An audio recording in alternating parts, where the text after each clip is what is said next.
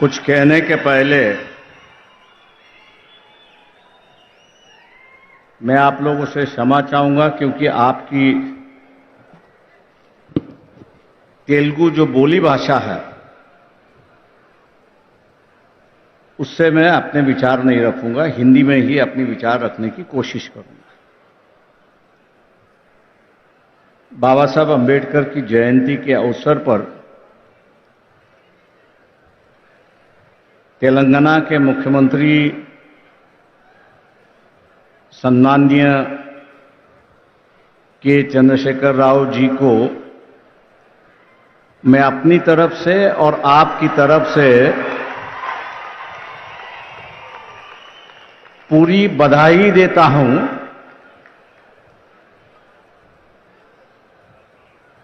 कि उन्होंने आज 14 अप्रैल है, बाबा साहब का जन्मदिन है। 125 फीट की मूर्ति का अनावरण भी आज हो गया है। लेकिन साथ साथ इस देश के अंदर जो दबा हुआ, कुचला हुआ समाज जो है,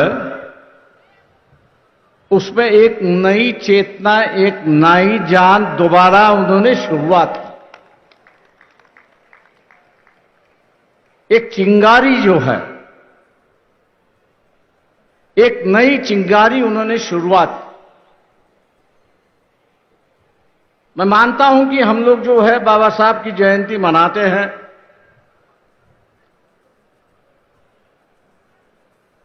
ढोल बजाना, गाना बजाना,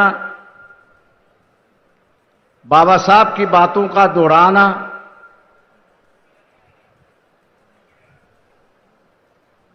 लेकिन यहां आने के बाद मुझे दिखाई देता है कि बाबा साहब की जो जयंती है वो अलग ढंग से मनाई जा रही है।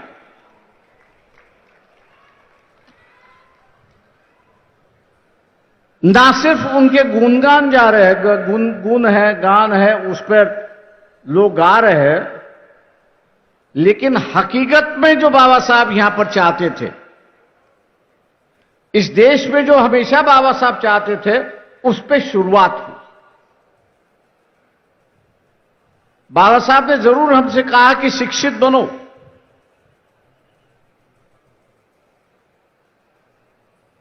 शिक्षित बनने के बाद आप संगठित हो और एजिटेट करो, लेकिन किसके लिए? हमको संघर्ष करना है। किसके लिए? तो संघर्ष करना है समाज में बदलाव लाने के लिए। हमको संघर्ष किससे लाना है? तो एक नई व्यवस्था इस देश में पैदा करनी।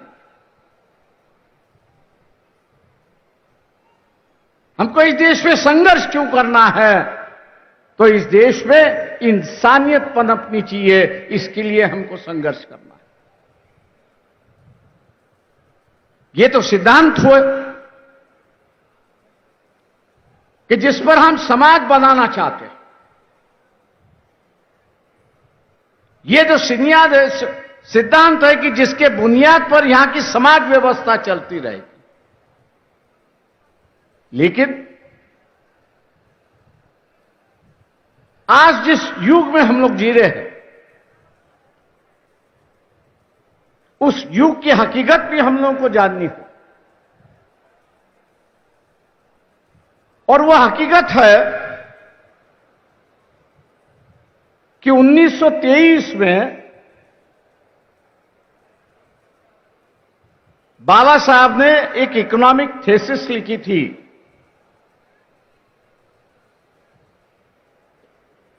बाबा साहब ने एक इकोनॉमिक थीसिस लिखी थी कि जिसका नाम था प्रॉब्लम ऑफ रुपी, रुपए की समस्या। और इस किताब के माध्यम से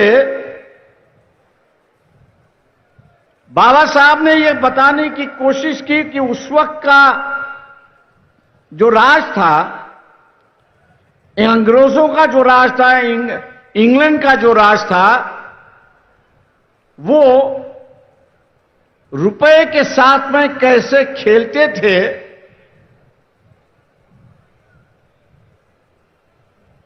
और उस खेल के माध्यम से वो भारत को लूटते थे। बाबा साहब पढ़े लिखे थे, इसलिए उन्होंने प्रॉब्लम ऑफ रूपी रखा। हम लोग जैसे पढ़े लिखे जो है वो उसको ये कहेंगे थ्योरी ऑफ लूट।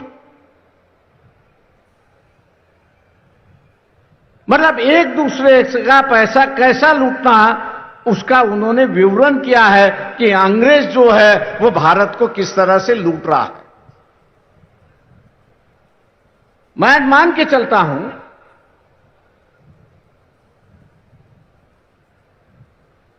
जिसका अब उद्घाटन हुआ, दलित बंधु का जो उद्घाटन हुआ, ये थोड़े बहुत पैमाने पे इस थियरी ऑफ लूट को रोकने की कोशिश की जा रही है।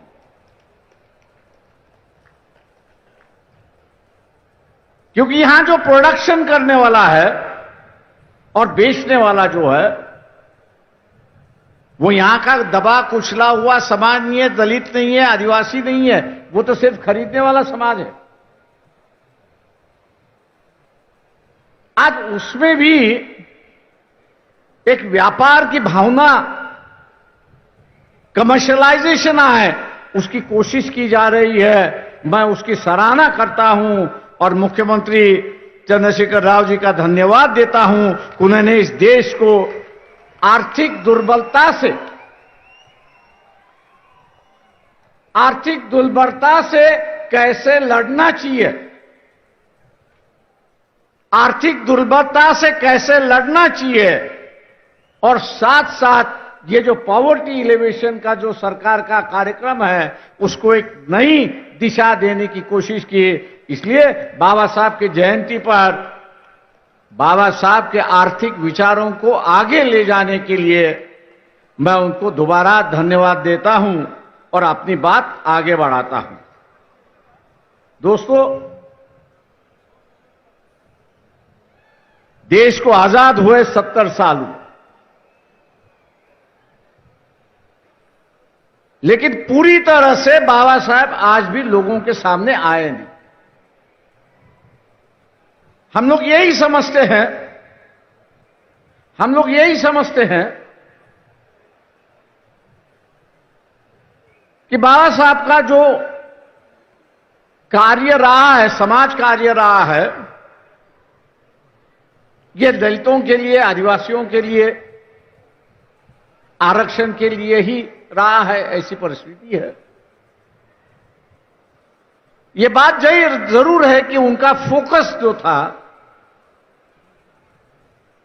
बाबा साहब का पूरा फोकस जो था, वो पूरा फोकस एलिवेशन जो है, दलितों का एलिवेशन करना, आदिवासियों का एलिवेशन करना, और यहां हम लोगों को एक ही माइनॉरिटी दिखाई देती है, वो रिलीजियस माइनॉरिटी दिखाई देती है। इस देश में सिर्फ रिलीजियस माइनॉरिटी नहीं है, इस देश में कम्युनिटी माइनॉरिटी भी है। लोहार है, कुम्हार है, सोनार है, ऐसे कई समाज में गिन सकता हूं कि जिनके गांव में सिर्फ 2 या 4 या 5 या 10 घर होंगे, उससे ज्यादा नहीं हो। और बाबा साहब ने कहा कि जैसे एक रिलीजियस माइनॉरिटी है, उसी तरह से यहां एक कम्युनिटी माइनॉरिटी भी है, और इस कम्युनिटी की हिफाजत करना है।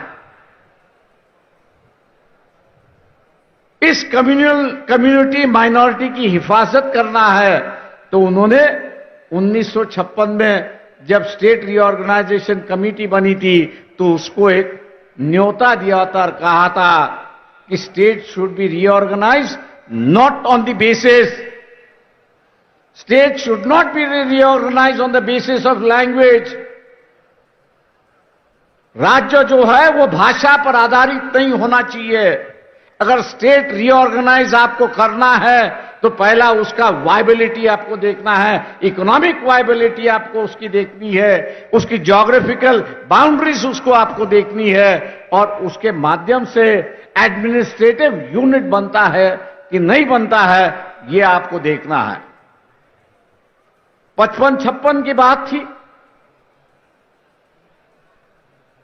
मैं यहां एक व्यक्ति का नाम लूंगा, पुट्टी श्रीरामुलु जी का,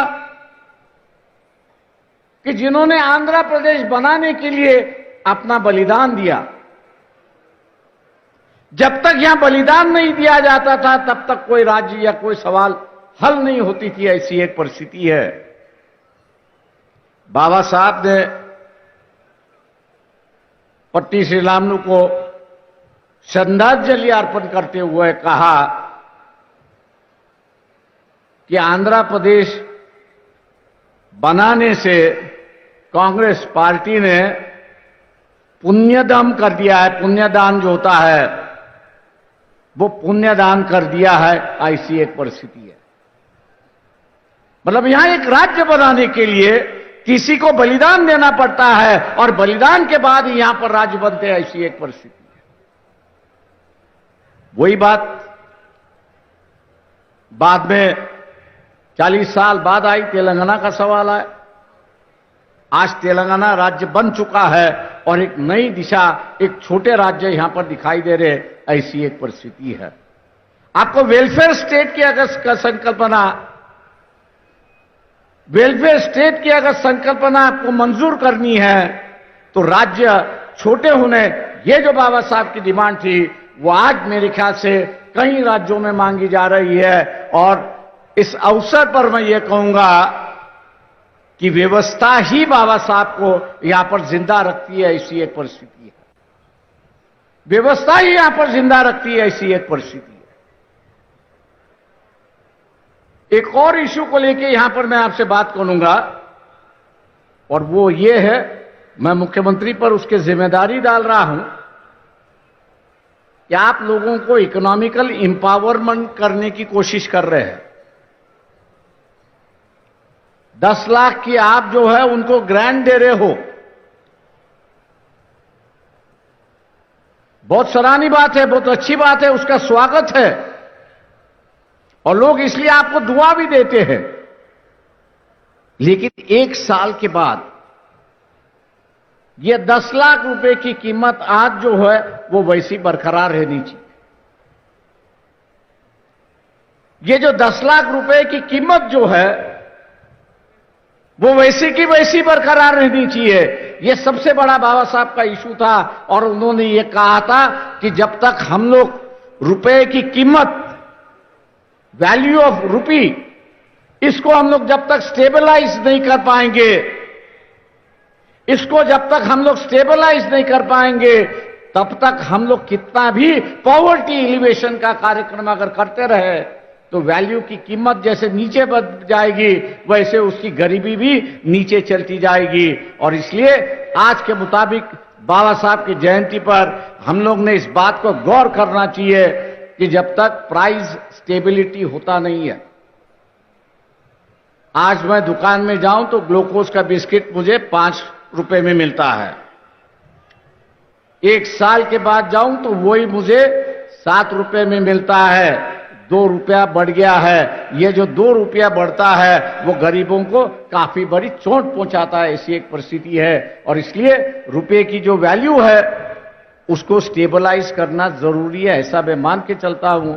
और मुख्यमंत्री होने के नाते एक मुख्यमंत्री अगर इसकी शुरुआत करे तो हो सके कि देश के मुख्यमंत्री भी आपके पीछे चलने की कोशिश वहां पर करेंगे और ये जिम्मेदारी आप इस जयंती के अवसर पर लेंगे, ऐसी मैं अपेक्षा आपसे करता हूं। 2 आखिरी बात है, मुझे पता नहीं इस हैदराबाद का और बाबा साहब का क्या संबंध था, वो मुझे जानकारी नहीं है। लेकिन कॉन्स्टिट्यूएंट असेंबली के डिबेट्स में जब पढ़ रहा था और भारत के सिक्योरिटी का सवाल जब आया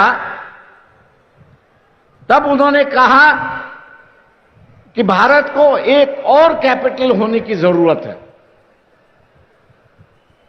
एक और कैपिटल होने की जरूरत है। और जब उनसे पूछा गया कि दूसरा कैपिटल कहां होना चाहिए, तब उन्होंने हैदराबाद सिटी का नाम लेके कहा कि सेकंड कैपिटल जो है वह हैदराबाद में होना चाहिए, क्योंकि पाकिस्तान के बॉर्डर से दिल्ली जो है वो 300 किलोमीटर, चाइना की बॉर्डर से दिल्ली हम लोग देखा जाए तो 500 किलोमीटर बॉर्डर है। और इसलिए उन्होंने कहा कि जब तक हम लोग दूसरा कैपिटल बनाते नहीं तब तक जो है हम लोग सुखरूप है, वी आर सिक्योर्ड, ये नहीं हो सकता। और इसलिए उन्होंने जो है वो हैदराबाद को सेकंड कैपिटल होने की मांग की थी, उस वक्त पूरी नहीं हुई। शायद मेरे ख्याल से तेलंगाना दोबारा इसको मांग करेगा तो सेकंड कैपिटल ऑफ इंडिया जो है वो हैदराबाद यहां पर बन सकता है, ऐसी एक परिस्थिति है। मैं एक आखिरी सवाल यहां पे कहूंगा, क्योंकि यह आज सबसे बड़ा इशू बन चुका है कि जिस पर राजनीतिक रोटियां सेकी जा रही है, और वो ये है कि इस देश को धार्मिकता में हम लोग परिवर्तन करना चाहते हैं। इस देश को जो है हम लोग धार्मिकता में परिवर्तन करना चाहते हैं। 1938 में ही बाबा साहब ने किताब लिखी थी जिसका नाम था थॉट्स ऑन पाकिस्तान, जिसका नाम था थॉट्स ऑन पाकिस्तान। आज दोबारा पढ़ लीजिए। उस वक्त की जो राजनीति चल रही थी वो यही थी कि हिंदुओं की जो शेंडी होती है, चोट होती है, वो मुसलमानों के हाथ में थी, और मुसलमानों की दाढ़ी जो थी वो हिंदू के हाथ में थी। उन्होंने कहा यह राजनीति नहीं चल सकती, उन्होंने कहा यह राजनीति नहीं चल सकती, दोनों अलग अलग है। और इसलिए उस वक्त उन्होंने बंटवारे की बात कही और कहा कि जो मुस्लिम इलाका है उसको एक नया नेशन होना चाहिए, और यहां जो हिंदू है उनके लिए अलग देश होना चाहिए, और भारत उसका वो देश होना चाहिए। ये 1938 में ही बाबा साहब ने उसको शुरुआत की। बंटवारा भी उसी तरह से हुआ, बंटवारा उसी तरह से हुआ। मेजॉरिटी लिविंग मुस्लिम जो है वो पाकिस्तान बन चुके, हिंदू मेजॉरिटी जो था वो भारत यहां पर बन गया। ये जो राजनीतिक रोटियां सेकने की जो राजनीति चली है, उससे मेरे ख्याल से हम लोग को बचना होगा, उससे हम लोग को बचना होगा कि जब यह बंटवारे के साथ साथ इस देश में रहने वाले हिंदू उनके लिए एक राष्ट्र बन चुका है, तो नया राष्ट्र की कहां की चर्चा आप शुरुआत करते हैं। ये तो गुमराह की बात है, धर्म की राजनीति की बात।